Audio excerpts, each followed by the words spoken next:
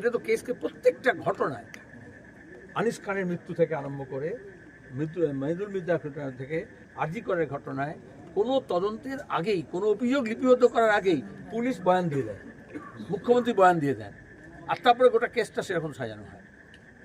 আপনাদের বলবো, investigative journalist কেউ থাকলে ওই এলাকায় যারা অটো চালক আছে, যারা রিক্সা চালক আছে, যারা দোকানদার আছে, যারা পাড়ার লোকজন আছে, তাদের সঙ্গে এই কথা বললে বুঝতে পারবেন।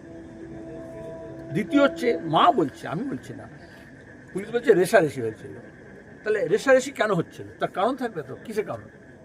ওরা তো ফর্মুলা 1-এর ট্র্যাকে গিয়ে কম্পিটিশন করছিল না, সুতরাং নির্দিষ্ট লক্ষ্যে যাচ্ছিল, সেই জন্য তো গয়া থেকে লোকজন এলো, তাদের চাপ হলো, তারপর তো পুলিশ লড়লো। তাহলে তার একটা নির্দিষ্ট কর্মসূচি অনুযায়ী সে যাচ্ছিল রাস্তায়। কিন্তু ওরা কী করছিল? মদের বোতল গাড়িতে ছিল, যা শুনলাম মায়ের বয়ান অনুযায়ী।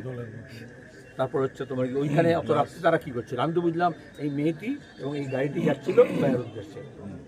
ওইখানে ওই পেট্রোল পাম্পের সামনে এবং ওই রাস্তার উপরে অত রাত্রে এই মহাপুরুষরা কী করছিলেন?